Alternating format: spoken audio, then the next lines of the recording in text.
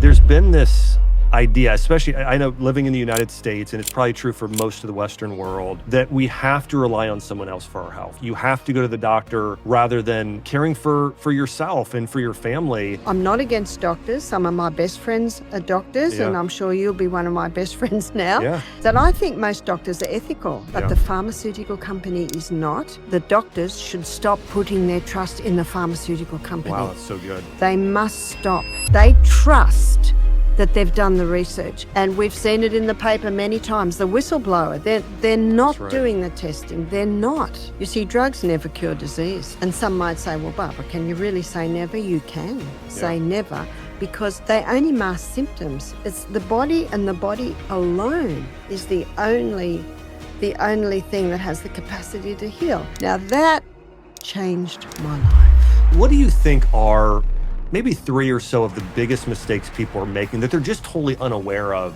that's really harming their health?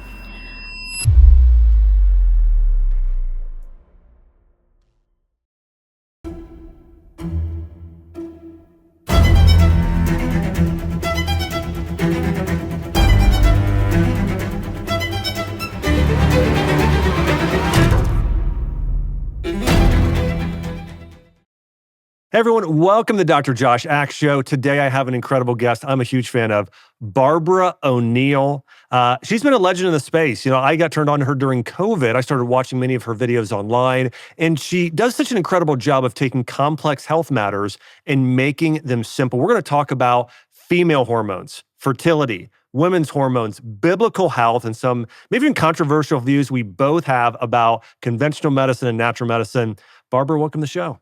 Thanks. It's great to be here. Well, again, I'm a huge fan of you. When I told my mother-in-law, my mom, my wife, everybody I was coming on to, they were extremely excited because you've done such an amazing job of taking, I think, something that a lot of health topics that people maybe knew about quite a few years ago, they've sort of been lost. And one of those topics I want to dive into first is related to hormone health. Actually, before I do that, though, I would love to know a little bit about sort of your background of how you got into the natural medicine space. Well, I'm a fifth-generation Australian, Scottish descent, so I was brought up in your average Aussie home. Little bit of a Scottish there because I learnt Scottish dancing as a child, 5 kids. My father and my brother were inventors, and everything that came into the home, they pulled apart. They wanted to know how it worked, and I couldn't get my license till I'd learned how an engine works. You know, this was the environment I grew up in. We questioned everything except medicine. You never questioned medicine.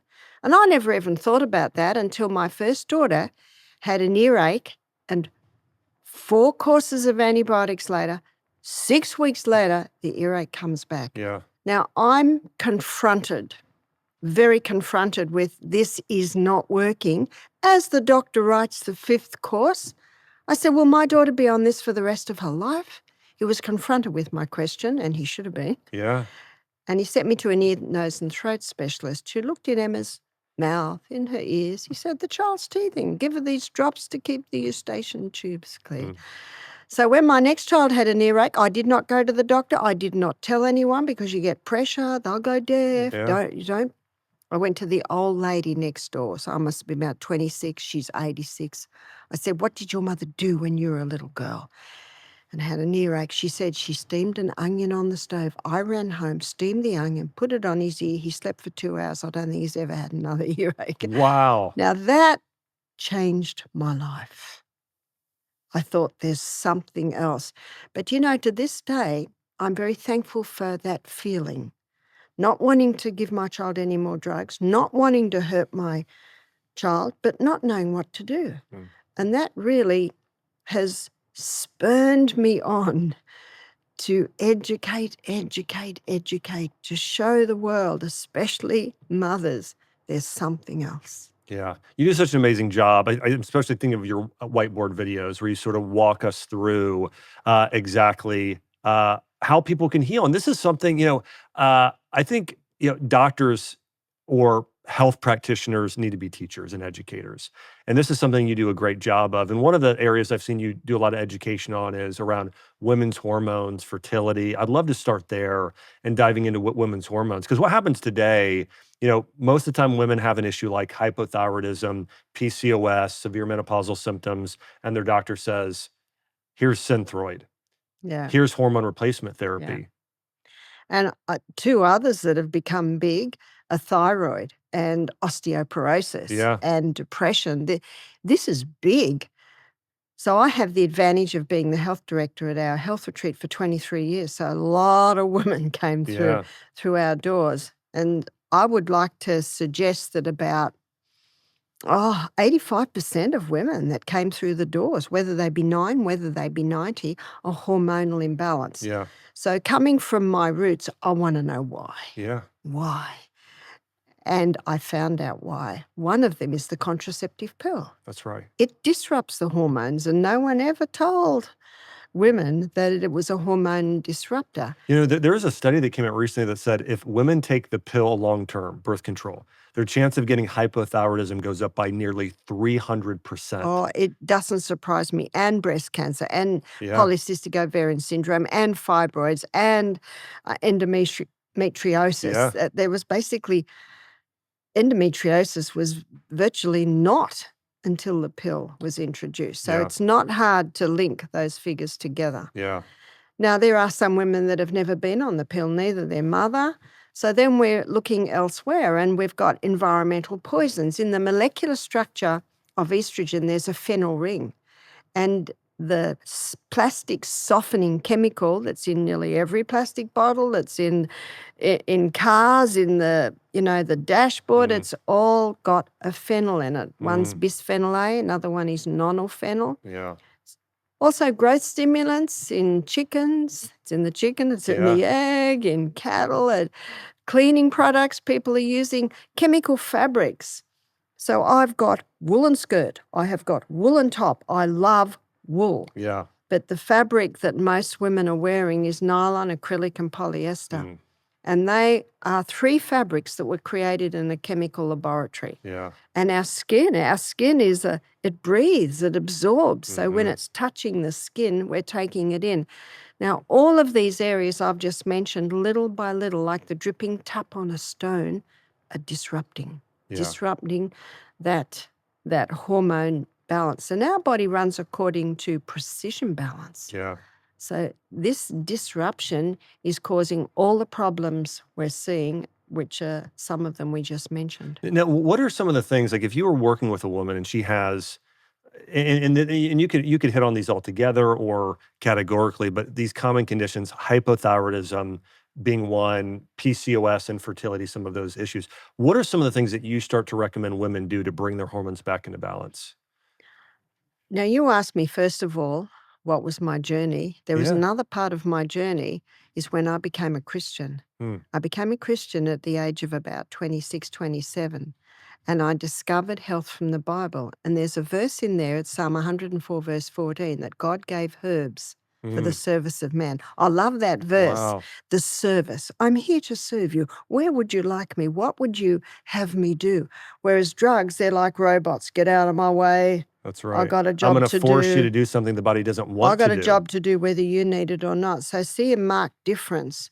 The wild yam contains a plant chemical called diosgenin. And when that wild yam is made into an oil-based cream, and that cream is applied to the skin, the fat cells take it up, and it stimulates the biochemical pathway in the body that the body uses to make progesterone. Yeah, wow. Now, progesterone's mother hormone. So mother hormone overall. And unfortunately, what the pill does, it displaces progesterone and boosts up estrogen. Yeah. So the way to remedy that imbalance, which is estrogen dominant, progesterone deficiency, is reinstate mother. And that's what the yam cream does. Wow. It stimulates the body to reinstate progesterone. Wow. And when you boost progesterone, it brings estrogen down. It rebalances testosterone. It brings everything back into balance. I was reading on this a little bit about yams and sweet potatoes and this amazing compound you're sharing.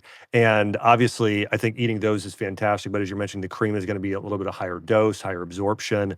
There are great benefits there. There was a paper that came out 2 months ago that said Japan now has 95,000 centurions. So think about almost 100,000 people over 100 years old. It's amazing. And hormone replacement there is virtually non-existent.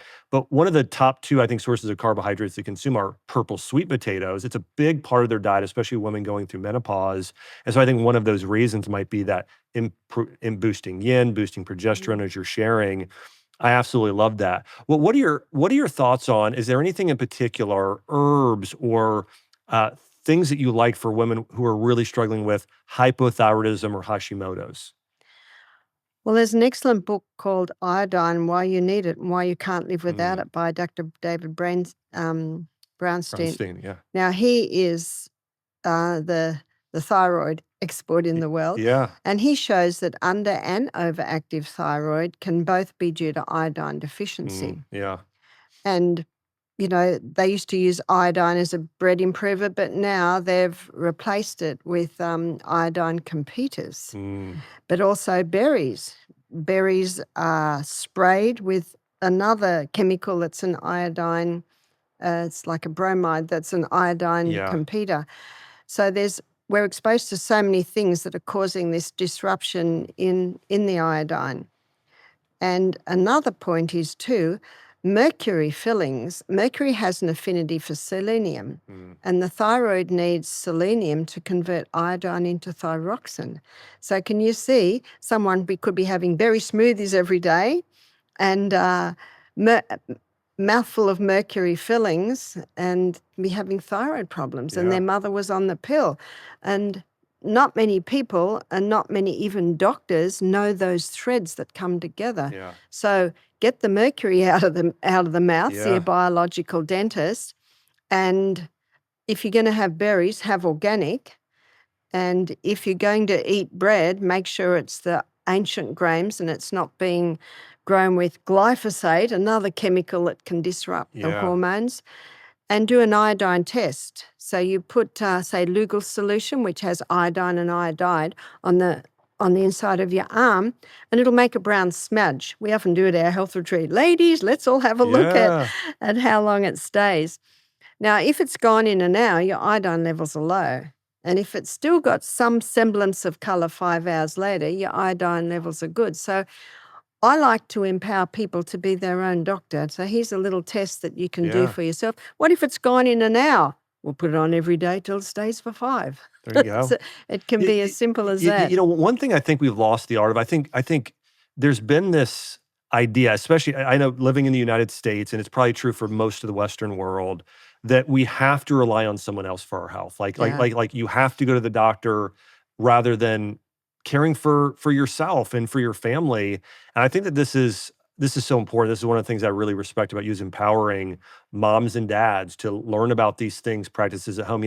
I had a functional medicine practice in Nashville, took care of a lot of kids. And ear infections is one of the most common things I see with this, where kids will get ear infections and then their doctor puts this fear in them that if they don't take an antibiotic, their kid could likely die. And the reality is that the statistics don't prove that. Your own body's No. creating heat and interferon to kill this virus. But parents are so fearful today, oftentimes, of sometimes even trying some of these remedies that I know I teach and you teach even That's more so. that's true, because I know with my daughter, they said she'll go deaf.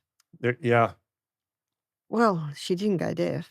And I raised 5 more children and then married Michael 28 years ago with his 2. So we actually raised 8 children with no antibiotics, and I say to people, they're all still alive. Yeah. The the Yeah. the the body's been designed by God to heal itself, That's right. and it just needs the right conditions. Back to thyroid, Yeah.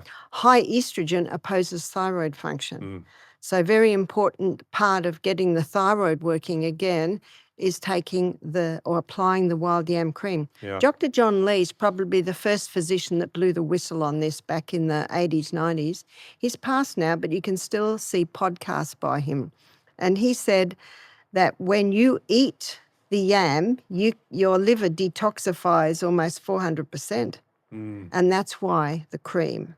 yeah. So you can pick up so much more. And you mentioned earlier you can get a heavier dose, Yeah. a more effective dose by applying it to the skin. I think that's helpful to know. I love it. It's so powerful. So some just takeaways. One, reducing the toxic exposure, Oh, staying away from yes. a lot of the plastic, silver things. I know my own mom, who she had a battle with cancer.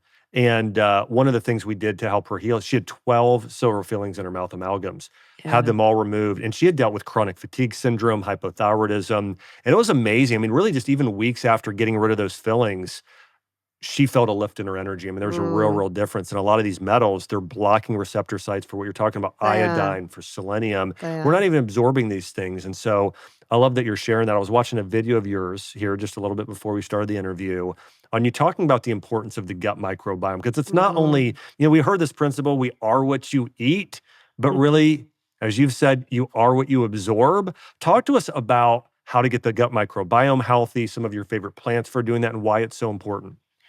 Well, you got to get the poisons out, and antibiotics slaughter gut flora. Chemotherapy slaughters the gut. A Yeah. lot of people don't realize that the statin drugs, the cholesterol lowering medication, and that's, of course, the pharmaceutical company's star child because they've made not millions, not trillions, but billions out of that medication.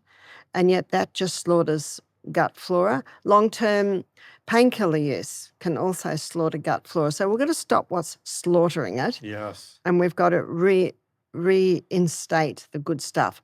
When you consider that 70% of our immune system is established by our gut flora, we want that gut flora. The good news is there are some cultured foods that you can take, and that will help to boost it, like sauerkraut, kimchi, bok choy, that's often made also into a sauerkraut. Yeah. Sauerkrauts are good. And miso is another one. Kefir, yogurts. You can Yeah. get some nice plant-based yogurts now. They all help to restore gut flora. But what feeds gut flora is prebiotics, and prebiotic is fiber. Yeah. And the more variety in fiber you have, the more gut flora you're going to feed. For instance, you can have 10 different types of apples, and they will feed 10 different types of gut flora. Wow. Isn't that It is incredible? amazing. It's so amazing. Yeah, I so love that. variety is the spice of life. Variety is the spice of life to our gut. Yeah, that's right. Variety in the vegetable kingdom. That's right. I love that. It's so powerful. Yeah, I mean, the gut microbiome is something I've been very aware of with my career because there is so much. It's like 99% of the way I practice is not things I learned in school. And so when I started seeing patients, I was very surprised when I first started a functional medicine practice because then school they don't tell you that every woman coming in is going to have hypothyroidism and every male is going to have low testosterone and every person almost is going to have leaky gut, some sort of gut issue, and it's so prevalent. And but I remember really focusing on, especially early in my career, healing the gut, and it helps so many conditions get well. One of the other things I've heard you talk about is certain natural plants and their benefits. As I was watching a video of you earlier, you were talking about the benefits of things like, I want to say, aloe and certain other herbals. Share with us some of your favorite herbals and plant-based medicines for helping heal the gut. Well, when you open an aloe vera plant, it's slimy. Yeah. And if you look at the inside of your lip, it's slimy. Mm-hmm. It's the same. Yes, exactly. But aloe vera contains a growth stimulant, and it stimulates rapid healing in the lining of the gut. Now, our gut cells are remade every 3 to 5 days. So with gut problems, you can heal them quite quickly once the right condition is given. That's But right. you've got to remember that the gut has memory, so you've got to change that around a bit. So how do you take the aloe vera? Because it's actually not very nice to eat. Yeah. Some people will put it in a smoothie. Yeah. You could scrape the gel and mash it up and put it with a little apple juice mainly. So it'll coat and soothe, great for a sore throat, great for ulcer in the stomach, great for irritable bowel, all the way down. It's great for that. Well, if you think about it like this, so like ulcers, for instance, it's essentially a burn. And of course, aloe is great for burns on your skin. Oh, it but these is. burns, and people don't think about it like that. But you got these burns, almost these canker like sores throughout our digestive lining. Yeah. Obviously, Ulcerative colitis is a great example. That's some of these It's forms of it's IBD. fantastic. In fact, we've seen people totally heal from irritable bowel, Crohn's disease, colitis, gastritis, you name it. Yeah. That they heal nicely. The other herb is slippery elm. Oh, yeah. And slippery elm is the powdered bark of the slippery elm tree. And when you mix hot water with it, it goes like a soft jelly. Yeah. So again, nice and slimy for Yes, for yes. the lining of the gut. It also contains a growth stimulant. So I just love Psalm 104, verse 14. God gave herbs for the service of man. So these herbs come in, they coat, soothe, and help to heal the lining of the gut. It's so powerful. I read this really short little ebook years ago, and it was called The King's Medicine Cabinet. And in the book, I kind of posed in the first, again, this is a free ebook I just gave away online. And in the book, I said, if we would go back to the time of King David, King Solomon, Queen Esther, and we would have opened up their medicine cabinet, what would we have found in a biblical medicine cabinet thousands of years ago? What do you think we would have found in those biblical medicine I'm cabinets? sure there'd be comfrey there. Yes. Yeah. Comfrey's the other plant that has the growth stimulant. You got to be careful where you put it or it'll take over your garden because it's got a growth stimulant in it. Wow. And so I was in a Robert Louis Stevenson, a museum in one of the islands where he apparently lived for a while. And in the medicine cabinet, I saw comfrey.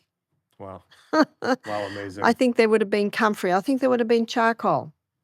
Charcoal absorbs and neutralizes poisons. Even medicine use it now. Do you know they filter blood for dialysis with charcoal? Yeah, And if someone has an overdose, they give them charcoal. It absorbs and neutralizes poisons. There's nothing else on the planet like charcoal. I'm sure there would have been charcoal there. And depending on where they lived as to what herbs and what foods would have been available. Yeah. Yeah. We read about the three wise men bringing, Jesus gold, but frankincense and myrrh.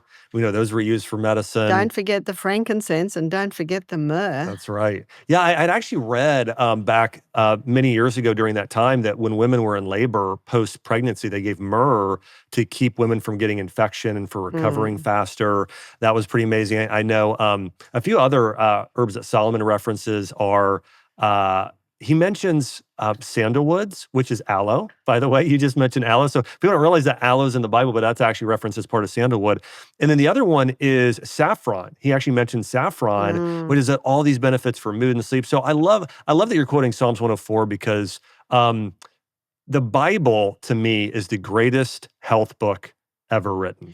It's the greatest medical book that has ever been written. And Yeah. you know what I found interesting? When I was a little girl in the Presbyterian church, because I was raised Scottish, Yeah.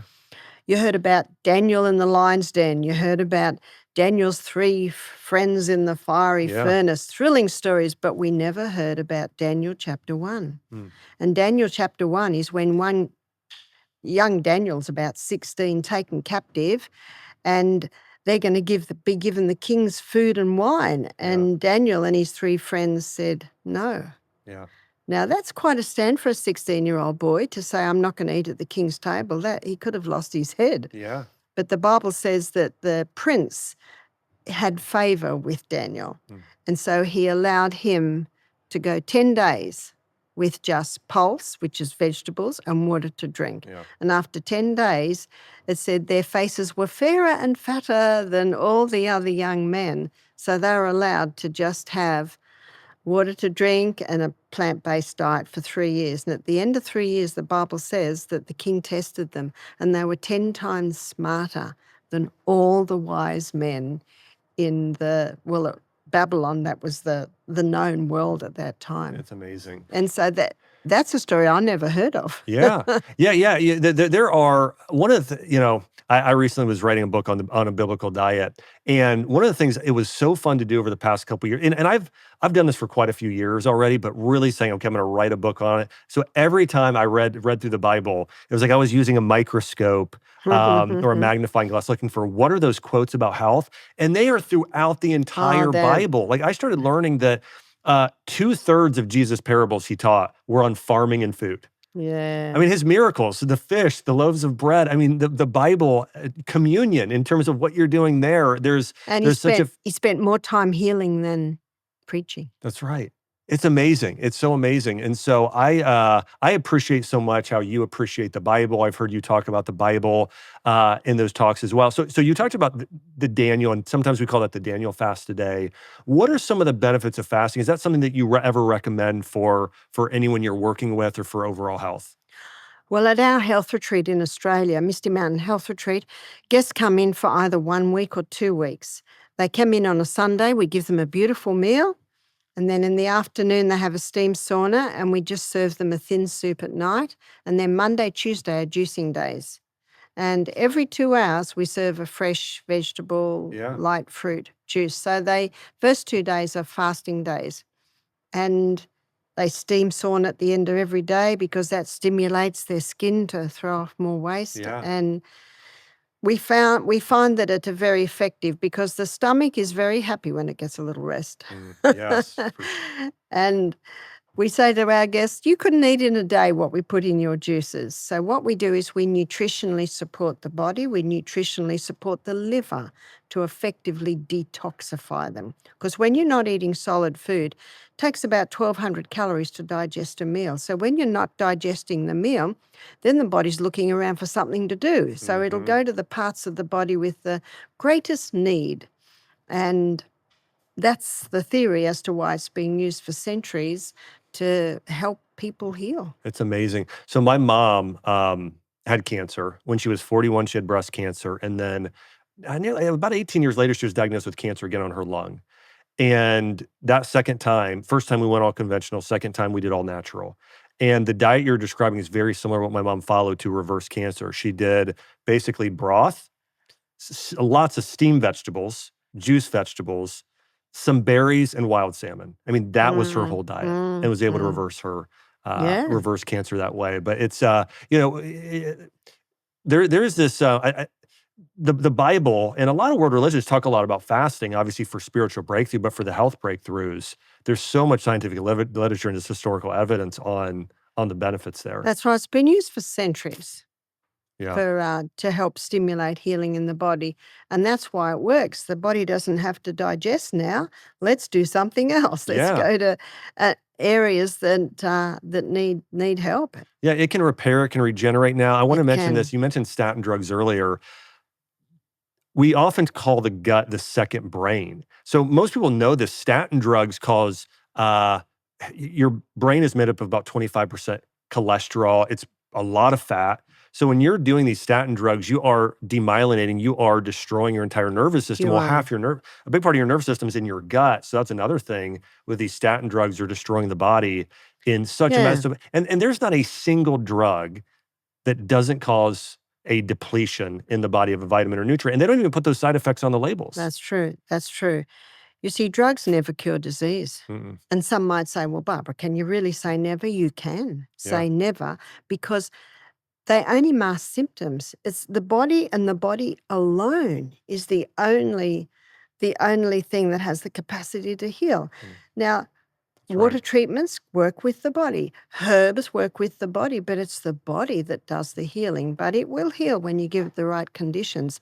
And unfortunately, the drugs, they don't work with the body. That's They right. mask the symptoms. And so the people think, oh, this is helping because I don't have a headache anymore. I don't have a bad rash anymore.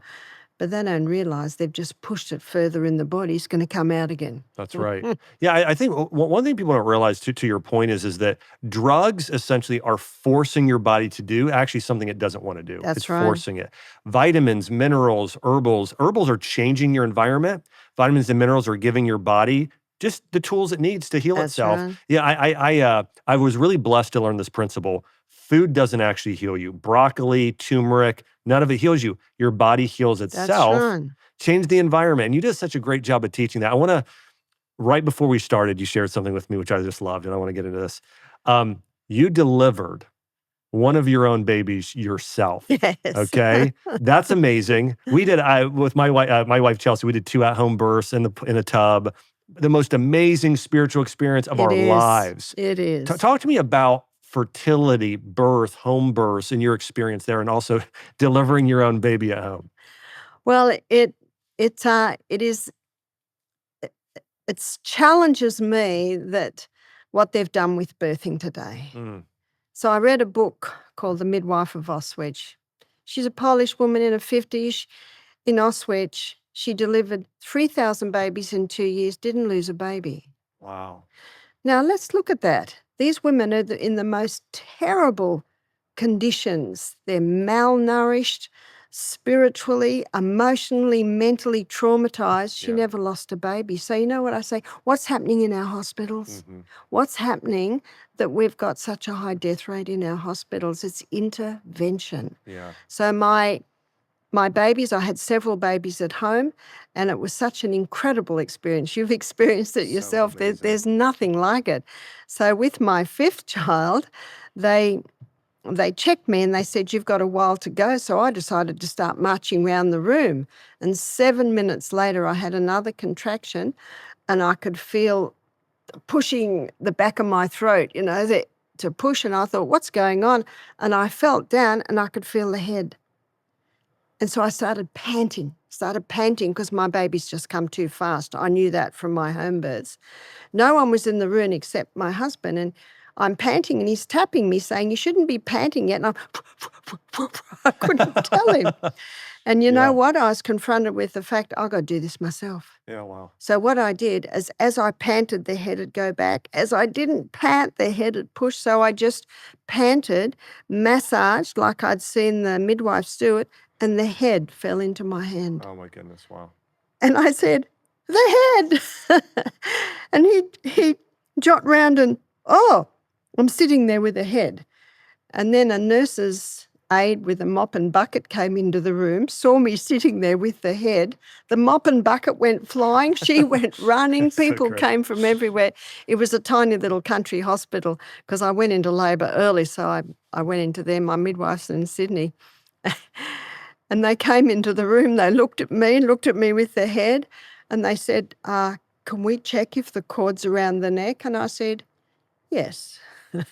They checked, "You're fine." And then I got my next contraction, and she went to take the baby, and I said, "I'll take the baby." Yeah. Because the Amazing. head's the You already hardest. had it, yeah. And that baby, the head just goes, the rest of the body goes, blah, blah. Yeah. And I just pulled that baby up, and I thought, praise be to God. Why Mhm. don't let that women do this? But I think women are fearful. Yeah. They're so fearful. It's time to know your body, to work with your body, to know that your body can do it. You know, I think so much of it comes with this thing where we've sort of made the medical system and doctors, they've sort of replaced God in a way in the minds of a lot of people. I think for a lot of people, they have this, the Bible says in the Psalms, "You are fearfully and wonderfully made." That's right. And I think a lot of people have sort of lost that idea that science or this idea of science is sort of replaces God, and it constantly is violating God's design. It is. You will love Psalm 146, verse 3. It says, "Put not your trust in princes, neither in the Son of Man, in whom there is no help." So who are the princes? They're the authorities in the field, the Yeah. authorities in government, the authorities in medicine, the authorities in nutrition. What does the Bible say? "Put not your trust in princes, neither in the Son of Man, in whom there's no help. His breath goes forth, he returns unto his earth. In that very day his thoughts perish." In other words, he's just a man. But verse 5 says, happy is he that has the God of Jacob as his help, whose hope is in the Lord his God, that made heaven, earth, sea, and all that in them is," that's us, "and keeps truth forever." It's amazing. Isn't that a beautiful verse? So Beautiful. it's actually a challenge to us people.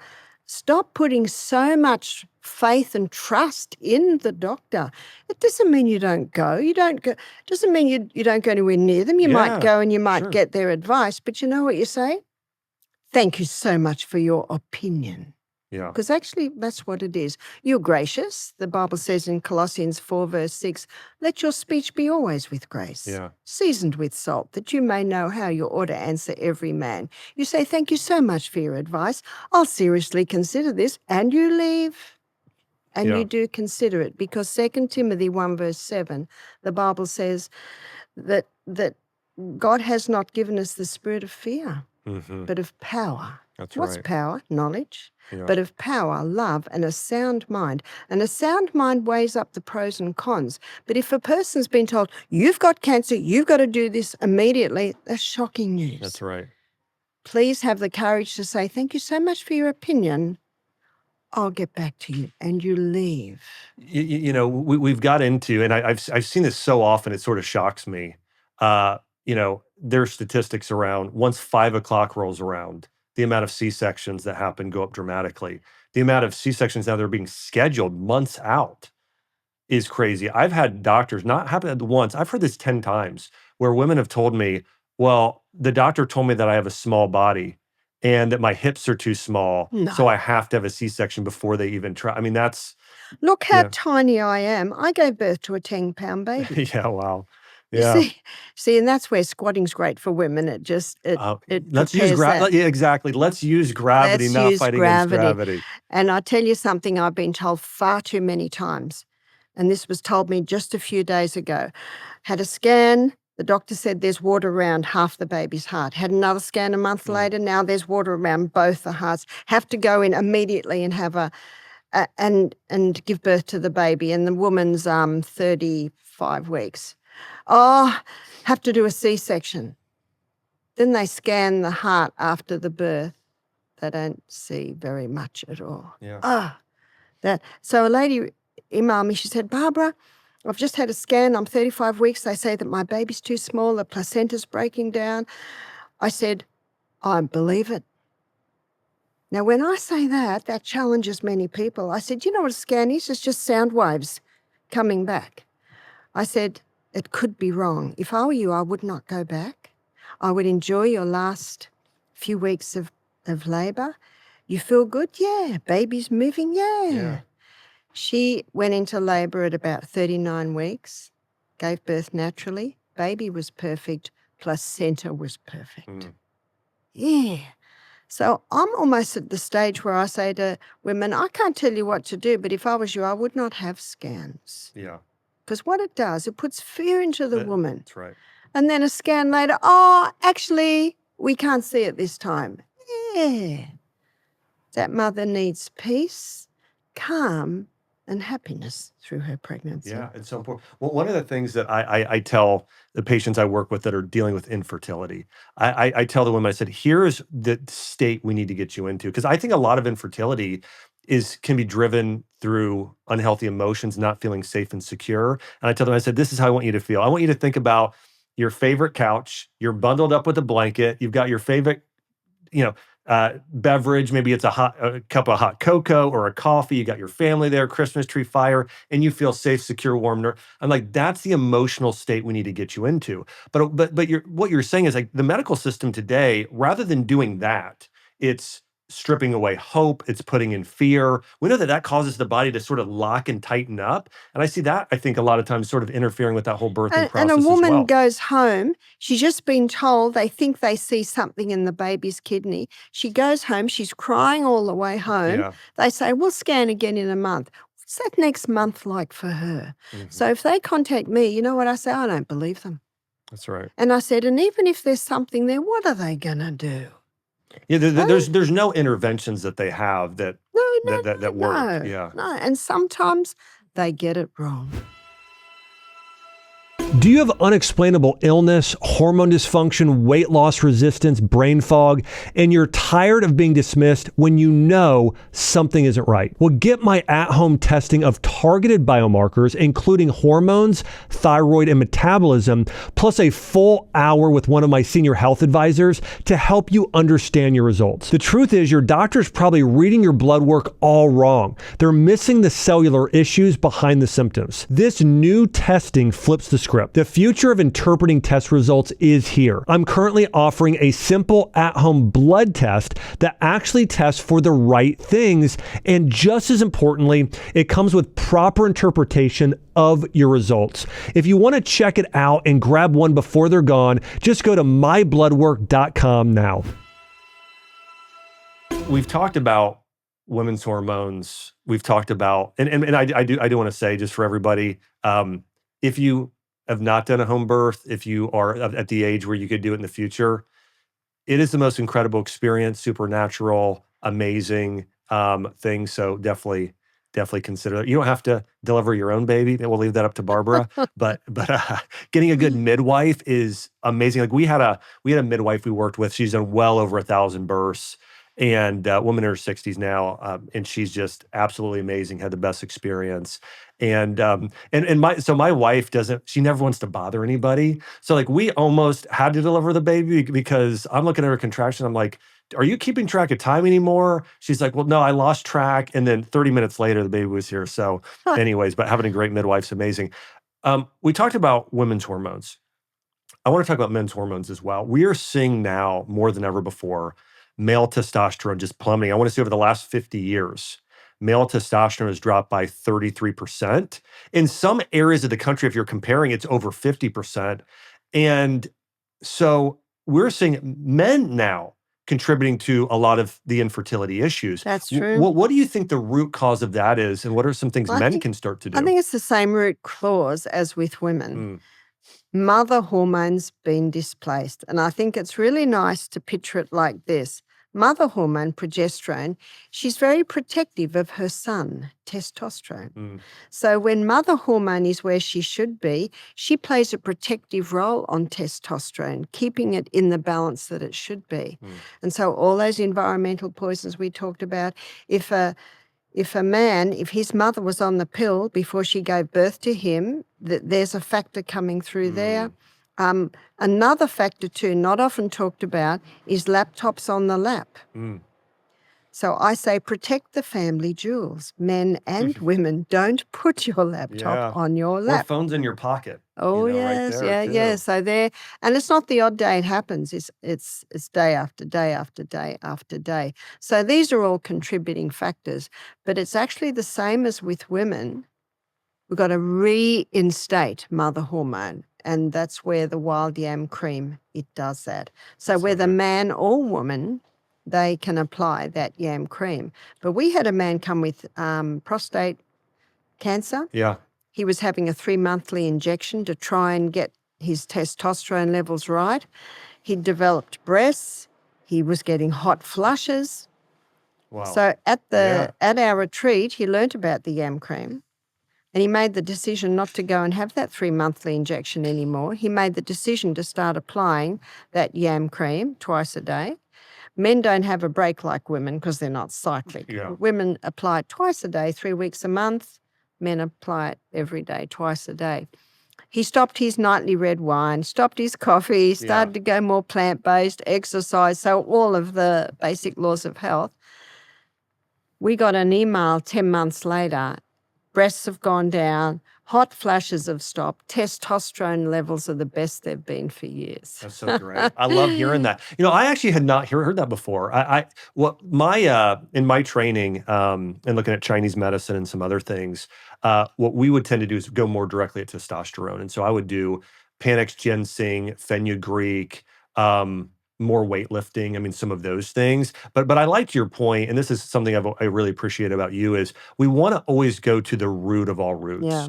Yeah. I see cortisol being another hormone that's the root of all roots. It's like, to your point, cortisol goes up, insulin goes up. Yeah. Now estrogen can't be detoxified by the liver when that happens. So then T4 can't be converted to T3. So this whole hormonal pathway, but that's great wisdom, and that's something I'm going to start using more frequently in testing with patients, is doing more of the progesterone increasing in men, because I've done it in women a lot, but not as frequently with men. Yeah. In fact, great for prostate, great for low sperm count, but also penile dysfunction.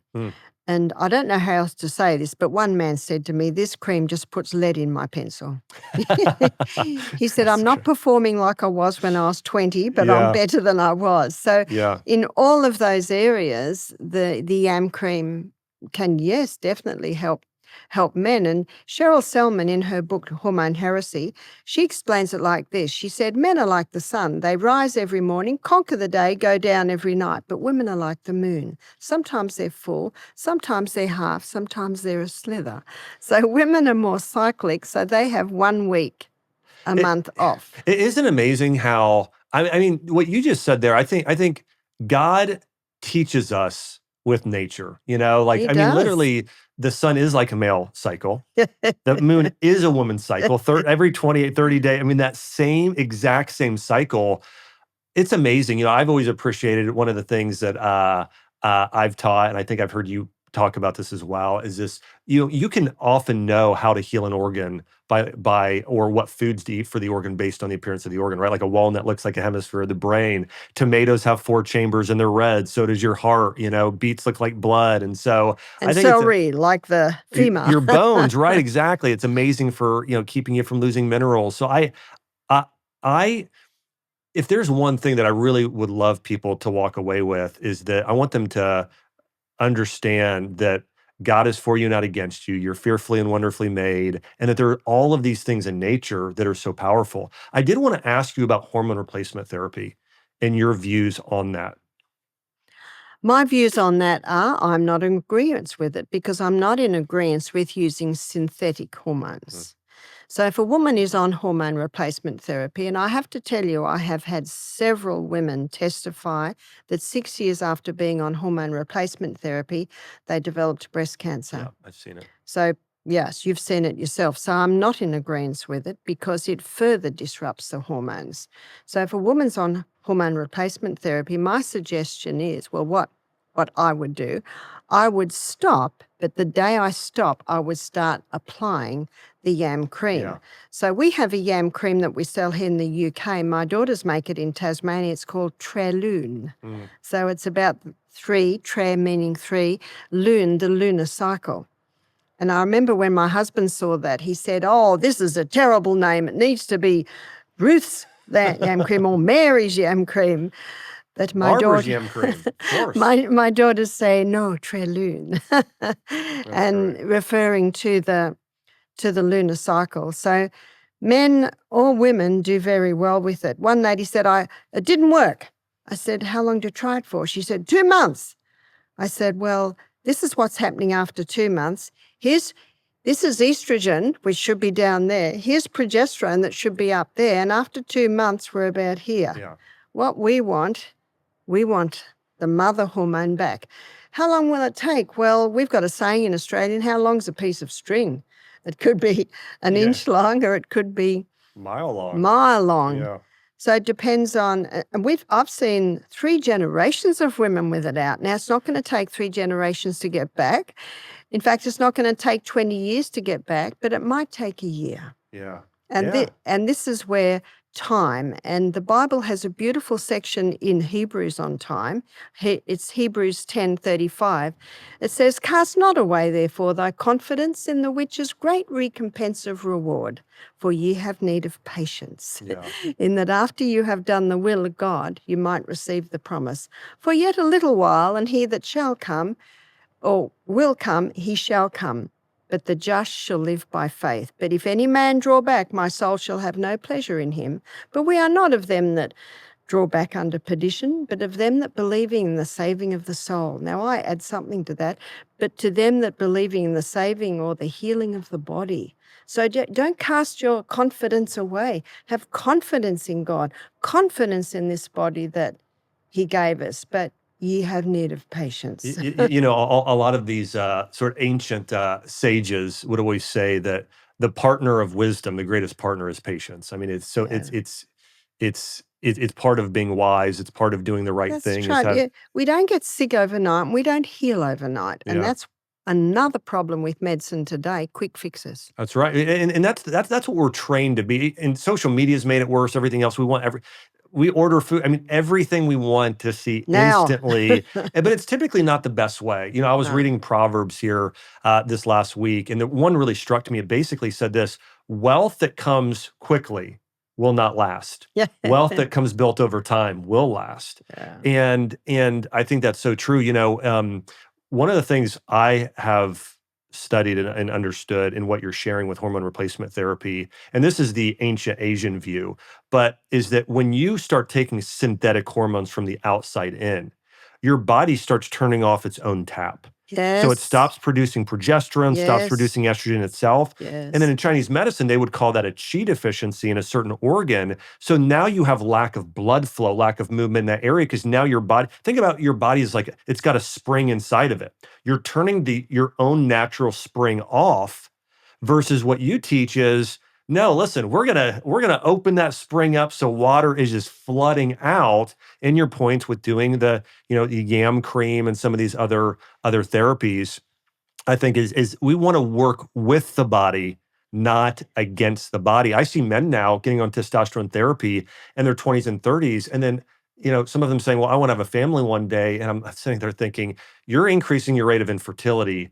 dramatically." Dramatically. Yeah, and so I love what you're teaching. I think so often people um, are running to hormone replacement therapy rather than doing all the right things. It's like if you follow Yeah, the right diet and do these ancient remedies you've talked about, I found that 99% of the time people heal, people get well. they do. And there's always a consequence. That's right. That's Newton's third law of motion. To every action, there's an equal and an opposite reaction. And Proverbs 26:2, it says, the curse causeless shall not come. Yeah. So there's always a cause. And the cause, see, I've got I think there, a dent in my cheek. You know what that dent's from? I crashed on my bicycle on the bridge. Real easy. Cause of dent, crash. Yeah. But it's not usually that easy. Yeah. It can be a little bit of this and a little bit of that, and that happened, and this happened, and this happened, and this has been happening for a while. And it's like the straw that breaks the camel's back. A piece of straw cannot break a camel's back, but on top of everything else, it can tip the scales. That's right. And that's what often you see. And because the person's suddenly gone down, they want to suddenly get better, but they don't realize that it's actually all of those things that have been happening for many years that have contributed to this. Yeah.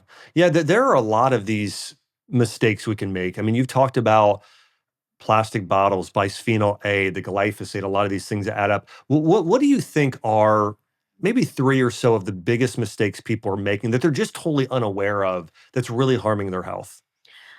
I think a really big mistake is thinking that coffee and tea are hydrating them. Mm. So every morning when we go to the hotel to have breakfast, they say, will you have tea or coffee? No. They look at you as if you're strange. And they put our cup upside down. Because I would say we are probably the only ones there not having tea or coffee. Yeah. Well, what will you have to drink? Well, we've already drank a lot of water. So that misconception that tea and coffee are hydrating, they're actually dehydrating you. If you are dehydrated and you drink a cup of coffee, you'll be more dehydrated after that because coffee has caffeine, which is a dehydrator. You put sugar in that, another dehydrator. You drink tea, not as much caffeine, but it's got tannin, another dehydrator. Wow. So that's a real misconception. Yeah. Another misconception is exercise is for children. Mm. Yeah. Yeah. We should never stop. Yeah. Never stop.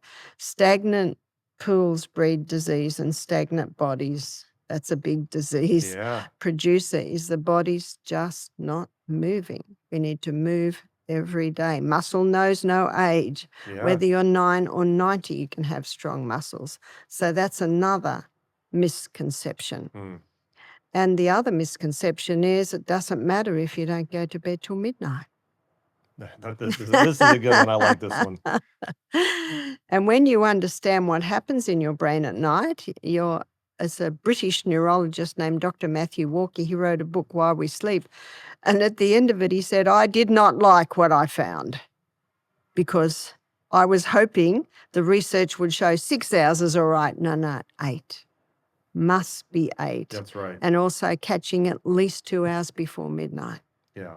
Yeah, it's so powerful. And I remember hearing at a lecture when I was younger, somebody say it was a practitioner, every hour before midnight is worth almost double. And I thought, and at first I thought, is that right? And then through trial and error and realizing I'm like, absolutely, that's absolutely true. I'm really blessed right now. I have a 1.5-year-old and a 5-year-old. And my 5-year-old, my wife puts the 1.5-year-old to bed. I put the 5-year-old to bed. But I'm going to bed at like 8:30 now, which I feel so refreshed every single morning going to bed just after 8. But yeah, it's I absolutely agree. I mean, I think that's there was a study that came out recently that said on average, women are getting a little less, like 40 minutes less of sleep a night compared to 50, 60 years ago. And men, it's like 30 minutes less. Oh. But what people don't realize is, I mean, think 40 minutes of less sleep. And what- when yeah. you realize the difference between before midnight and after midnight, if they're losing before midnight, that you double it. Yeah, that's exactly Mm. right. It's exactly right. So it's it's such an important part of us regenerating when we sleep. It And so it's is. It is. agreed, And yeah. if we don't get regenerated every night, we're going to age very quickly. That's right. It's so right. Um, as I mentioned earlier, you talk a lot about food as medicine. You talk a lot about herbs as medicine. Let's start with food here. What are some of your favorite foods that people can start eating that act as a form of medicine for the body? Well, I know people often say to me, "What are we going to feed you?" I said, "Just feed me greens and beans." I love greens and beans. And a lot of people get put off the beans because they say they give the wind. Well, are they soaked? Are they very well rinsed? Are right. they prepared properly? And if they still give wind, we've got to start real slow and slowly build the microorganisms up in our gut for that particular legume. Can I tell you that there is a video online recently of, I want to say it was an Italian family, and they said for every meal, this is a little, I thought a little, it was very extreme, but I want to say all three of them were over 100 years old, and they all ate 3-bean soup for every meal. So it was so you can live to be over, that was like their The main beans. staple. And you see, the beans are actually quite low in carbohydrates compared to grain. Very high fiber. They're high point. fiber, they're great proteins. Yeah. And the greens. The Yeah. greens are incredibly high in minerals, and our bones are made of minerals. We need minerals. Yeah. Now, when you cook them, you don't lose the minerals Mm. because the minerals are, heat doesn't destroy It them. doesn't affect metal like that, right? No, That's no. right. There are now, there's just kind of this movement that's happened. I literally just had this question. So I just, Yeah. got done speaking here, and right afterwards, somebody came up to me. They said, "Hey, what do you think about lectins? What do you think about, eating vegetables?" Because I've heard now, I mean, it's so crazy. Can I just say, like, somebody was like, "I heard that you shouldn't eat vegetables Yeah. because they're not healthy." And I'm like, there's Well, like thousands of years of like Chinese medicine, Ayurveda, the Bible Absolutely. saying that's just not true. But It's a test of time. I've got a funny story about this. yeah, It was probably about 2 years ago. Oh, no, it was 2022 when I came back into Australia. I was put into quarantine for 2 weeks. And someone gave me a book just before I got on the plane, The Plant Paradox by Dr. Stephen yeah. Gundry. And I do want to say, I know And- Stephen, he's a really nice guy. I disagree with him on quite a bit. And but- you know what was interesting? I started to read it, and he's saying the tongue took 10 million years to develop, and Yeah. I just kept closing the book thinking, I don't want to be bothered with this. But you know what? I'm in a room for 2 weeks. yeah. Can't get out. So Yeah. I kept going back to the book. I'm so glad I read it because I wanted to know, well, what are lectins and why did God put them in food? Protection for the plant. Now, you'll find lectins high in unripe fruit. Mm. And of course, the birds don't eat the unripe Oh, fruit. they're prebiotics then. They only eat the ripe fruit. So when you get the ripe pear or the ripe fig, Yeah. there's no lectins. Mm.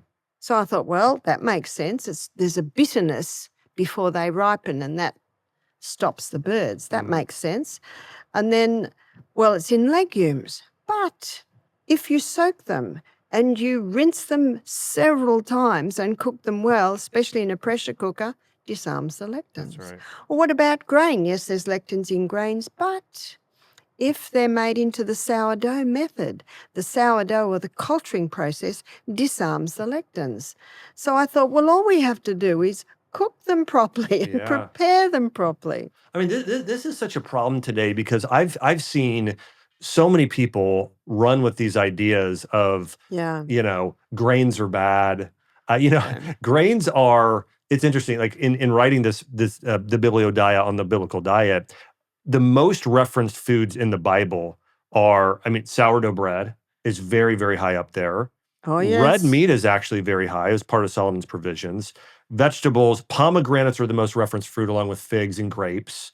And so, I mean, these are all things that are salt, honey is, are referenced, Yes. olive oil, Yeah. referenced so many times. Oh, olive oil, huge. If yeah, a man, he was a Christian and was at church one day, and he said, "You're wrong on the oils. We shouldn't be eating it." I said, "You need to do a Bible study on olive oil." that's right. In fact, I mean, I would almost say one thing on almost everybody can agree on, both vegan and carnivore and whatever. Almost everybody agrees that olive oil Oh, is the yeah. best oil. Oh, yeah. Yeah. There's no doubt about that. It's very important. Something else very interesting about lectins, if you've got good gut flora, disarms the lectins. Yeah. So I thought, well, we don't need to throw vegetables out. We just need to ensure good gut flora and to prepare our food properly. Like Sally Fallon in her book, Nourishing Traditions, Yeah. she explores all the traditional ways, the long, slow cooking on the wood stove, the rinsing well, the sourdough culturing of the grains. Yeah.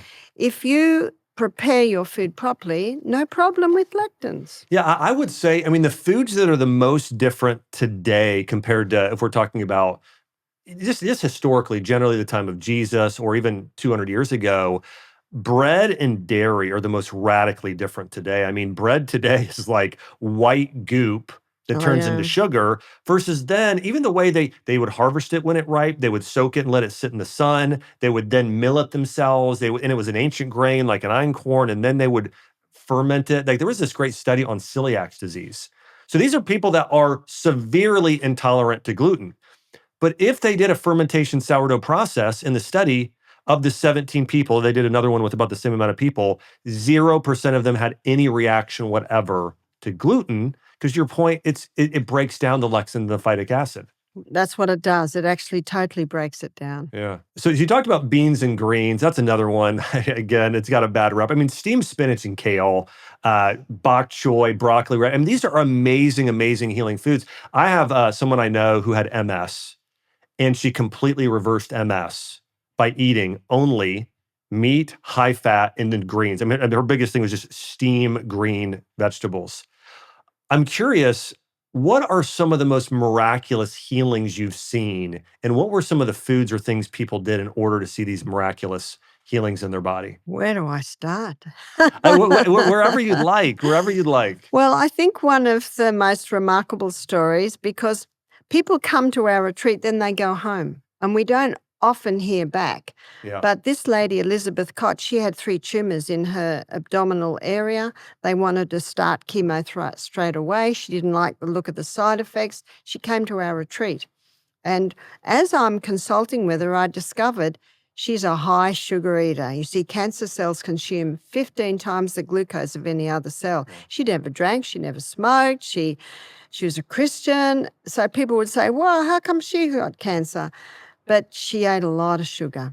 She said, we're Polish, we love our desserts. In fact, in one cake about this big, she put 16 cups of white sugar. Oh my goodness. And her house was spotless, but she used chemical cleaners, chemical cleaners on everything. So she was also being poisoned by the chemicals. So anyway, we implemented the program. She went on no fruit at all for 6 weeks. And what that does is that it's designed to give a sledgehammer effect to cancer cells because they consume so much glucose. Yeah. We also, hyperbaric chamber. She also was taking herbs to help knock off the cancer. Went back to the doctor. I think it was 6 months since she first been, and he said, oh, just keep doing what you're doing, because all her cancer levels had come down. Wow. All the inflammatory markers had come down. Went back, so it was a year later, the next visit. First tumor's gone. Wow. Another year later, another tumor gone. She said to me, I'm in my 70s now. I feel better now than when I felt in my 40s. Yeah. Just an incredible story. And also another story of a guy who was type 1 diabetic, 62. He was on medication for all heart, sugars, 90 units of insulin a day. The doctors had basically said, we can do no more for you. He came to our retreat. He said, I spent $1 million on my health in the last 10 years. Best specialists in the land. And they've just sent him home to say, we can do no more for you. came to our retreat. He said, anything you say, I will do. And he did. Wow. So implemented exercise, got the high glycemic foods right down, low carbohydrate, high fiber, great proteins, good fats. 2 weeks, and he was from 90 units of insulin a day down to 10 units of insulin. Wow. That's He amazing. emailed me 3 months later. He said, I'm off all my medication. Wow. He said, now, type 1 diabetic. And we're told that can never be. Yeah. So he was incredible because he did it. Yeah. And, of course, that's the key. He did it. Yeah. The Bible says, be ye doers of the word, That's not right, hearers doers. only. That's so good. That's so good. I love that so much. We've talked about food as medicine. Again, greens, beans, those are some things you've talked about that people can really thrive on. It sounded like you talked about broth and some other things in your retreat. I want to ask you about plant-based medicine and herbals. This is something that I didn't learn about at all in school, but through self-study of years and years and years, I have become such a big fan of herbal medicine. Yeah. What are some of your favorite herbs that you recommend most commonly for various imbalances and conditions? Well, you mentioned the gut. Yeah. And certainly the slippery elm, we advocate that for any diarrhea. So irritable bowel, Crohn's disease, colitis, ulcerative colitis, all of that helps an enormous amount. But I also look at boosting hydrochloric acid. Mm. In fact, in my book, Self-Heal by Design, I've got a chapter, it's called Hydrochloric Acid, the Stomach's Secret. Wow. Yeah. Because hydrochloric acid is so important. It not only plays an important part in breaking our protein down. So it's one thing to eat protein, it's another thing to break it down. So low hydrochloric acid can be responsible for not breaking down the protein properly. Plus, it's also antibacterial, antifungal, antimicrobial. So I look at boosting that, and we've got a great herbal mix. It's got gentian and ginger Yeah. and dandelion and golden seal. Just a little golden seal. Wow. Golden seal is one of my favorite herbs. It's called king of tonics to all mucous membranes. I love that. So you can sniff it for sinus. You can rinse your mouth with it. It'll help a stomach ulcer. It'll help to heal irritable bowel. So we put all those bitter herbs in and make a tea out of it. We gently simmer it. And all the guests that come to Misty Mountain, they get a little cup of that hot just before each meal, because I find everyone can do with a boost to their hydrochloric acid. Well, that's so good. I had a patient come in recently. I was working with him, and he came in, and his vitamin D levels were incredibly low on his blood work, and he was supplementing with vitamin D, lots of it, and he still wasn't getting it. And part of the problem is that he wasn't absorbing it because of bile, right? His liver, his gallbladder weren't producing enough bile. And that's another thing people don't know about these bitters is the importance of it helping liver and gallbladder. Fat-free diet That's the worst. the worst in the world. The poor old liver and gallbladder, they weren't doing anything. Yeah. Because there's no fat to make any bile. Well, I know in the Western world, all the emphasis, like most everybody is sweet and salty, right? Yeah. But it's bitter and sour that have most of these medicinal benefits. They do. And there's the old saying, bitter to the mouth, sweet to the stomach, sweet to the liver, sweet to the mouth, bitter to the stomach, bitter to the liver. Yes. So all your liver herbs are bitter herbs. So that digestive tea mix, we affectionately call it Dig tea. Oh, yeah. And we make up a whole batch of it and heat it up. We've seen remarkable results. I myself suffered from anemia for many, many years. And I realized my first husband was a drug addict and an alcoholic. So life was a little stressful. And even when I was a single mother for 4 years, still I suffered from anemia. And this is a huge journey. They said, Barbara, you must be bleeding somewhere. You have to have an esophagoscopy, a colonoscopy. And I only went and had all these because I was under so much pressure. You're a single mother with 6 children. But there was nothing wrong there. And then I just had to work it out for myself. So I went to my anatomy and physiology books and I studied iron. And iron is bound up in food and it needs acid to free it. Mm-hmm. And your ferritin levels, which your iron stored, your iron is stored with protein. But if your hydrochloric acid levels are down, you don't have enough protein. Yeah. And I thought, my problem's low hydrochloric acid. Yeah. So I put that tea together to boost my hydrochloric acid levels. Wow. And after 6 months, I had another blood test. My hemoglobin was 15. My ferritin levels were way up. And yet my ferritin levels at one point were 3. My hemoglobin levels at one point were 5. So that's how low I used to get. All I did was boost my hydrochloric acid. Mm. In fact, in my book, Self-Heal by Design, I've got a section on anemia, and I've got my story in the back of there because it's a remarkable story. It was just hydrochloric acid. Yeah. That's incredible. It's Yeah. incredible. You know, one of the other conditions or groups of conditions that are just growing really rapidly today are neurological issues. Alzheimer's is a big one. Have you seen any good results with Alzheimer's disease in terms of diet, supplements, treatments that you recommend? You know, we have, and much depends on why. Yeah. So in England, you've got the history of Margaret Thatcher. You've got also in the US, Ronald Reagan, who boasted that they only needed 5 hours sleep a night, and yet they spent the last 20 years with severe Alzheimer's dementia. And now the research, especially Dr. Matthew Walker in his book, Why We Sleep, he shows that it's in the early hours of the night, the glymphatic system that's made up of glial cells cleans up any little beginnings of amyloid plaques. Yeah. And of course, what they have found in people with dementia doing postmortems on them, they've all got these amyloid plaques, these calcified deposits. So I think if Margaret Thatcher and Ronald Reagan had known that, they would have gone to bed early. Yeah. See, it's in the exactly. early hours of the night, this glymphatic system keeps a check on all that. I'm not saying all Alzheimer's is due to lack of sleep, but it's a huge factor. Yeah. We had one lady, she came to our retreat with Alzheimer's. If someone comes with Alzheimer's, they have to come with a carer Yeah. because we're not a hospital. And she was 69. And when I looked at her, she just looked through me, Mhm. beyond me. And I discovered she didn't drink water and her bowels hadn't opened for 6 days. So we gave her herbs to get the bowels moving, got her hydrated. Within 48 hours, there was no sign of Alzheimer's or dementia. Wow. That was an easy fix. It's not always an easy Yeah. fix. So that it's different, Yeah. just different strokes for different folks is the Yeah. saying. Well, yeah, I love you sharing this because one of the things it reminds me of is when we look at our bodies, we have this body clock, right? And we're connected to the earth with these circadian rhythms. And there are different times, according to these ancient forms of medicine, where different organs are the most active.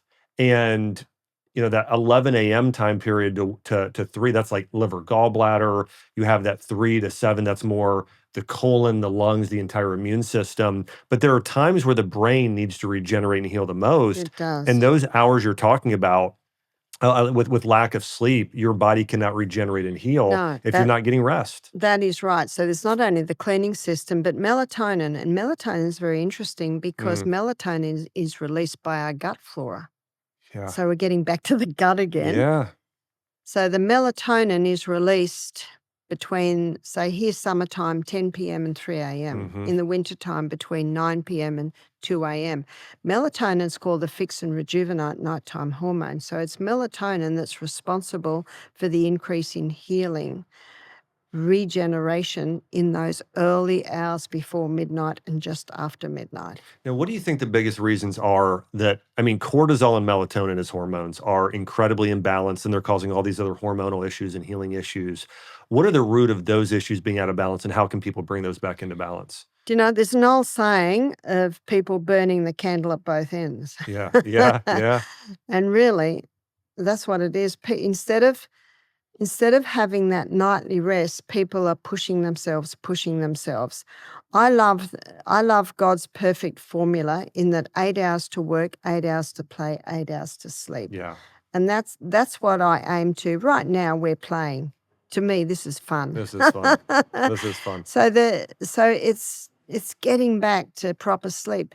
But also, you got to have your lights out. You got to have all technology out of your bedroom. You got to have an open window. You got to be sleeping in natural fiber, none of this polyester, nylon, You know, I acrylics. recently, not recent, a few years ago, I switched almost on occasion, certain dress clothes I don't, but all my clothes now are wool. Almost Yeah, everything. I have a little bit of organic cotton, but almost everything now is wool that I wear yeah. because of Well, that. when I And was the in Bible talks about this too, right? Not it combining does. two, yeah. When I was in Scotland last year, I had a security guard around me the whole time for this big event. His name's Alex, and he's ex-Marine. He said, all the Marines now, their underwear, their boxer shorts, their under T-shirts, all 100% merino. Yeah, It's really fine. You see, in the sheep, the wool at the neck is very, very fine and it's not prickly. yeah. So that's what they make the underwear out of. Whereas the back, we make the big, thick, woolly coats out of that, Okay. the Aran jumpers out of I that. don't want to share too much, but I'm actually wearing the, merino underwear right now. So it's the Yes, best, yes, absolutely yes. the best. Oh, it is. And I say to people, I'm only little and I get cold quickly, so I borrow from the sheep. And I love this. This is cashmere. Oh, it's wonderful. That's particularly soft. So when you wear natural fiber, especially the wool, and the reason why the Marines like it is it dries so quickly. Yes. And they can wear it for 5 days when they're out on And it patrol. doesn't smell. No, because Yeah. it's breathing and it dries quickly and they don't chill if they get wet. Why do you think you've become such an international phenomenon to the point to where you're speaking at certain events, you have Marine bodyguards, people there protecting you? Why do you think your message has resonated with so many people? I think because it's simple and I think because it's reachable. And probably my most famous is put a crystal of Celtic salt or Baja salt on your tongue and drink a glass of water. That one's just gone viral. And you know why I think it's gone viral? Because you can do it. You can do It's it at just home. so You don't have to easy. pay a doctor. You can, yeah, No. yeah. That's the thing that I so appreciate about everything you put out is that I can go into my pantry, I can go to my local farmer, I can, go to my grocery store, I can just, open up my cabinet, and there's medicine there. That's Yeah. inexpensive. That I don't have to pay thousands of dollars of insurance or this, or it doesn't have a side effect. That's right. It's so simple. It's a reachable thing. It's something that everyone can do. I think that's why it's so popular. I think one of the things that's happened today in mainstream medicine, by the way, when you look at the statistics, mainstream medicine today is people trust it less than they ever have by far in history. Do you know, I hope so. I really hope so. I'm not against doctors. Some of my best friends are doctors, and Yeah. I'm sure you'll be one of my best friends now. Yeah. That I think most doctors are ethical, but Yeah. the pharmaceutical company is not. That's right. And you can testify to this more than I can, that a large part of what you learn in medicine today is pharmacology. Well, yeah, yeah, and I would also say this is that it's to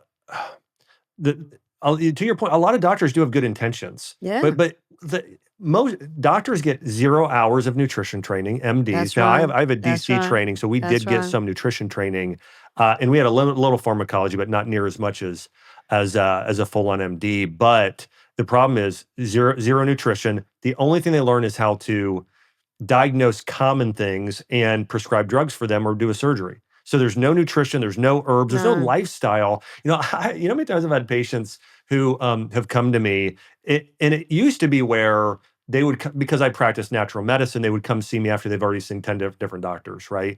And you've probably had the same thing. It's like they've been to all these doctors, finally they're desperate, and then they go see you. But so often, I would ask them what their doctor told them to do. And most of the time it was just take a drug.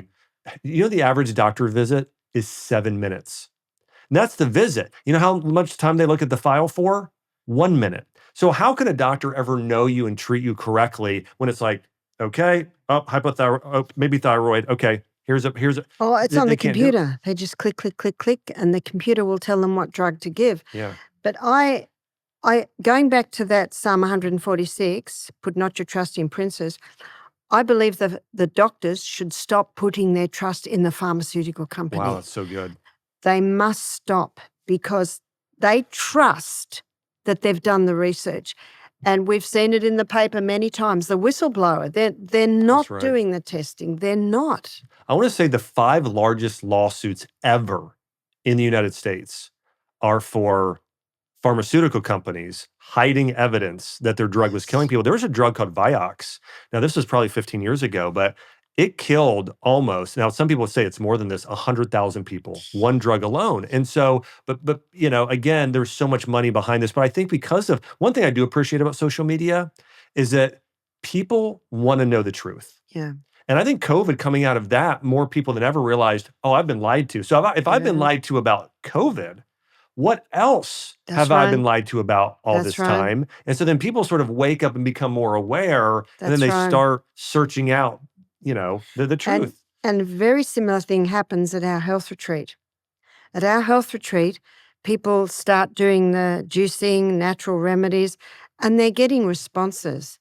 And so you know what they think? They're right on the health. Maybe they're right on God. Mm-hmm. That's right. And that's what we love. Yeah.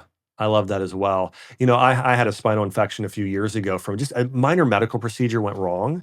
And it was a natural procedure using my own cells. And I got my disc got infected, and then my bone, and then I had an abscess in my spinal cord. And I had a doctor tell me, an infectious disease doctor, he told me this. He said, your best case scenario is you have chronic pain the rest of your life. And he said, in all likelihood, you're going to be permanently disabled. We're going to have to fuse your spine. This is 3 years ago. And I remember for just a short time thinking, like 24 hours, my life is over. And then I realized, you know what? The great physician is better than this physician. And I just meditated on Bible verses day and night. Like, one in particular, I want to think it's Psalms maybe 102. And it was, bless the Lord, O my soul, and forget not all of his benefits, who forgives all of our sins, heals all of our diseases. 103. And I just meditated on that verse day and night and day and night. And you know what? I have zero pain. I'm healed. I'm healthier than I was before. You claim the promises. And now you'll know that all you have to do is put a poultice on it. Yeah. Yeah, I actually did and some it'll poultices. It'll draw that out. I did poultices. I did a lot of hyperbaric chamber. Yeah, that was I was blown away at the benefits of, and I didn't know you did that. So you've utilized hyperbaric chamber. Oh yeah. Well, what are the benefits? How what do you use it? It's based on Henry's law that under pressure, more gas goes into a liquid. And of course, the gas is pure oxygen, and the liquid is our blood, which is the oxygen carrier. And so being in that hyperbaric chamber, you're getting blasts of oxygen. Yeah. And one thing I've heard you quote before, I want to say it was Otto Warburg, right? And he said that the cause of cancer it's really twofold. It's excess sugar and not enough oxygen in the body. Cancer cannot live in the presence of oxygen. And so that's what they're finding. The hyperbaric chamber was first developed for divers with bends because, the air we breathe, 79% is nitrogen and the 21% is oxygen. So the divers, when they come up too quick, the nitrogen can't be dispersed. It goes into little bubbles in joints and muscles, and that's the bends, that's the pain. So they developed the hyperbaric chamber to put the divers in to blast this oxygen in, which disperses the nitrogen, and out it goes. Wow. So that's why it was originally developed for divers with bends. But then they discovered that especially diabetics with slow wound healing, and they're finding it's also helping cancer patients because, and the glycolytic cycle in the cell doesn't use oxygen, but you get down to the Krebs cycle in the mitochondria, it uses oxygen. Yeah. So that cycle will give 18 times more energy than the glycolytic with no oxygen. That's powerful. What a and you difference. mentioned certain conditions. I mean, it's amazing for cancer. It's amazing for stroke patients or people who have had any sort of brain trauma. I use it with a lot of families where the kids have autism. Yeah. And so powerful. So I love that you're utilizing that as well. Barbara, this has been a huge blessing. Let me ask you this. What is your favorite Bible verse when it comes to health and healing? That's very difficult. I know, because you quoted. By the way, your knowledge of Scripture today has been probably the thing I've been most impressed with, and I really appreciate that. I love it, and it's Ecclesiastes chapter 3, it says, to everything there is a season and a time for every purpose under heaven, a time to be born and a time to die, a time to plant, a time to pluck up that which was planted, a time to kill and a time to heal, a time to break down, a time to build up, a time to weep and a time to laugh, a time to mourn and a time to dance, a time to cast away stones, a time to gather stones together, a time to embrace, a time to refrain from embracing, a time to get and a time to lose, a time to keep and a time to cast away, a time to rend, a time to sow, a time to keep silence and a time to speak, a time to love, a time to hate, a time of war and a time of peace. There is a season and a time for every purpose under heaven. I love that verse because you can apply it so much Yes. to the healing of the human body. And there is a season and a time for every purpose. I say to people, there's a time for you to exercise. Yes. There's a time for you to sleep. Yeah. So timing, and you mentioned earlier circadian rhythm. Yeah. Well, you know what's the best circadian rhythm setter? Sunshine. Yeah. And that's what I do to get over jet lag. So yes, it was very hard for me to choose a verse to give you. And I'm sorry I gave you more than one verse. I You gave know you a what? few. It was a blessing. And if anybody wants to know what Barbara does in her spare time, it's not scroll social media. It's memorize scripture, which is way more healing, way more healthy. Well, Barbara, this was such an honor today. I am so grateful for the incredible work you've done in helping teach people how to use food as medicine, herbs as medicine, the Bible as medicine, nature as medicine. And just so grateful for you taking a lot of these complex matters and making them simple, free in a lot of cases for so many people. So thanks so much for coming on the show today. It was a real blessing for me. It's been my pleasure.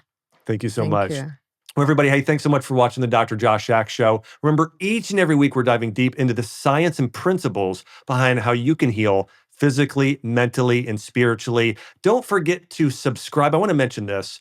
Oftentimes on things like YouTube, some of my videos have been shadow banned because people like Barbara and I are talking about things that are controversial. So make sure to subscribe so this shows up in your feed, future videos with incredible people of wisdom like Barbara. That's the number one thing you can do to support the show, subscribe. Thank you for sharing as well. There are millions of people today struggling with chronic disease, and the wisdom that Barbara shared today could help them heal. Thanks for watching. Thanks again to Barbara O'Neill, and I'll see you on the next episode.